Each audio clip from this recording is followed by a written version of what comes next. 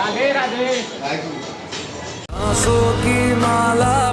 तो finally guys हम लोग आ चुके हैं प्रेम मंदिर। ये देखिए। तो चलिए जल्दी से अंदर चलते हैं, फिर वहां चल के फिर आप लोग को दिखाएंगे। हमारे वृंदावन का ये प्रेम मंदिर पूरे विश्व भर में अपनी सुंदरता और भव्यता के लिए मशहूर है। इस मंदिर का निर्माण जगत गुरु श्री कृपालु जी महाराज के द्वारा 2001 में करवाया गया। भले इस मंदिर को बने हुए ज्यादा समय ना हुआ हो, लेकिन उस मंदिर के बारे में जगत गुरु श्री कृपालु जी महाराज ने बचपन में ही सोच लिया था।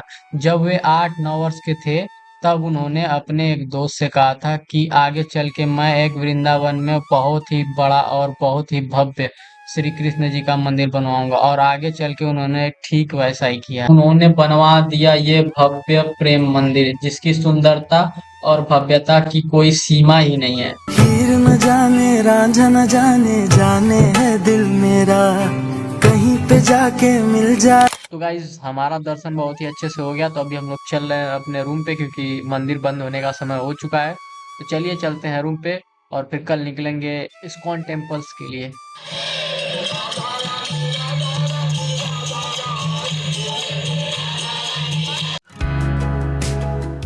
तो गाइज अभी मैं जूता पहन रहा हूँ और फिर निकल रहा हूँ मैं इस्कॉन टेम्पल। तो चलिए फिर निकलता हूँ जल्दी से।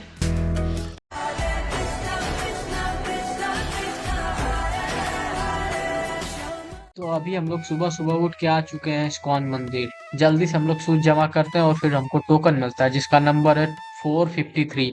तो हम लोग भी देखते हैं लाइन लगा हुआ है, तो मैं सोचा चलो लाइन ही लगा लेते हैं भैया। यहाँ के इस्कॉन मंदिर का नाम श्री कृष्ण बलराम मंदिर है। इस मंदिर को खुद इस्कॉन के फाउंडर AC भक्ति वेदांता स्वामी प्रभु प्रदाद जी ने बनवाया था, क्योंकि इस मंदिर से पहले श्री कृष्ण और उनके भाई बलराम के लिए कोई डेडिकेटेड मंदिर नहीं था। इसीलिए प्रभु प्रदाद जी ने श्री कृष्ण और उनके भाई के लिए ये मंदिर बनवाते हैं। और साथ में इस मंदिर का आर्किटेक्ट इंडिया के सभी इस्कॉन मंदिरों में से सबसे ज्यादा फाइन माना जाता है।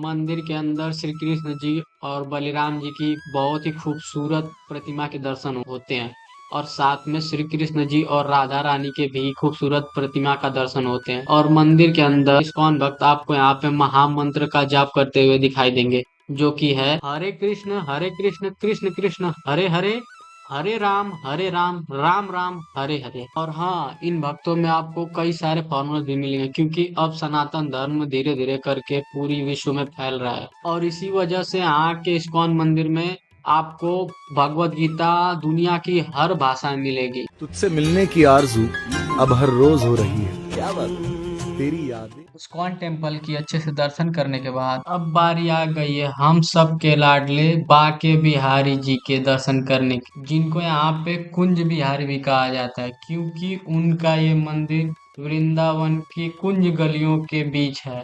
बाके बिहारी की मंदिर की टाइमिंग कुछ इस प्रकार से है, आप वीडियो रोक के इसे आराम से पढ़ सकते हैं। फिलहाल मैं यहाँ पे सुबह के 9 बजे ही आ गया था, और मैं चाहता था कि जैसे ही मंदिर के द्वार खुले मैं वैसे ही बाके बिहारी जी के दर्शन करूं। और आप भी ऐसा ही करिएगा, क्योंकि जैसे ही मंदिर खुलने का टाइम नजदीक आता है, वैसे यहाँ पे भीड़ भी काफी ज्यादा बढ़ती रहती है। इसीलिए आप अगर जल्दी आ जाएंगे तो आप आराम से दर्शन कर पाएंगे। मंदिर के द्वार खुलते ही भक्तों का उत्साह देखने लायक होता है। बाके बिहारी मंदिर के अंदर श्री कृष्ण जी के मन मोह लेने वाला विग्रह के दर्शन होते हैं,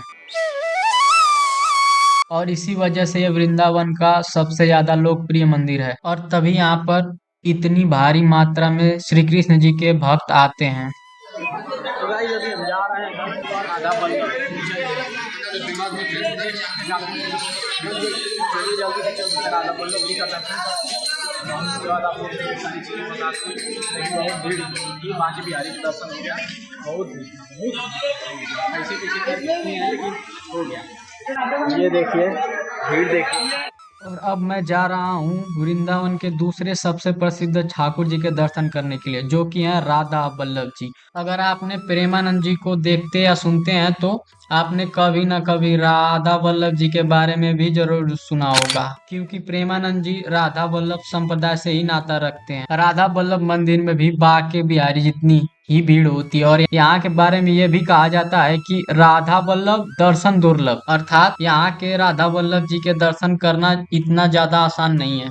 और ऐसा इस वजह से कहा जाता है क्योंकि यहाँ के पुजारी जी हर 5-10 सेकंड में राधा वल्लभ जी के सामने पर्दा कर देते हैं। लेकिन अगर तब भी आपने राधा वल्लभ जी के दर्शन कर लिए तो ये मत समझिएगा कि आपने उनके दर्शन करे, ये समझिएगा कि उन्होंने आपको अपना दर्शन करवाए। और शायद राधा वल्लभ जी मुझसे अधिक ही प्रेम करते हैं, इसीलिए मुझे इतने पास से और अच्छे से दर्शन कराए।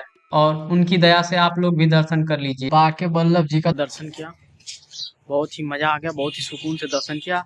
और बहुत ही भीड़ था, लेकिन बहुत ही भीड़ था, लेकिन फिर भी किसी भी तरह करते करते हम लोगों ने दर्शन अच्छे से किया। तो चलिए अभी निधिवन के लिए निकल रहे हैं, तो चलिए जल्दी से निधिवन चलते हैं।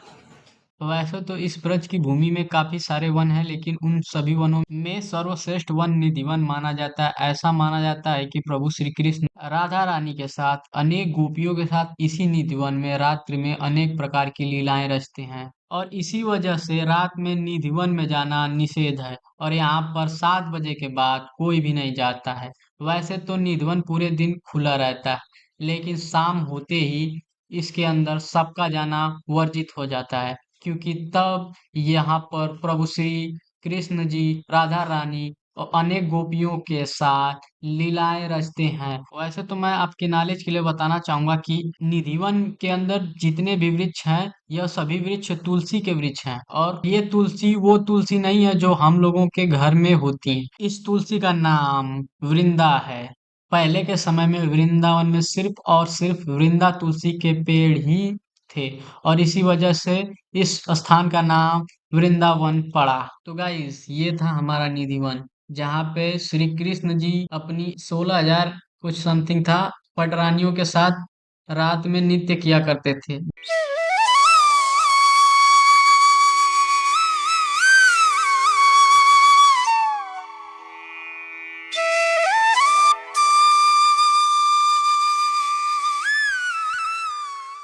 तो गाइस हम लोग अभी निधिवन दर्शन करके आ गए, बहुत ही मस्त दर्शन हुआ।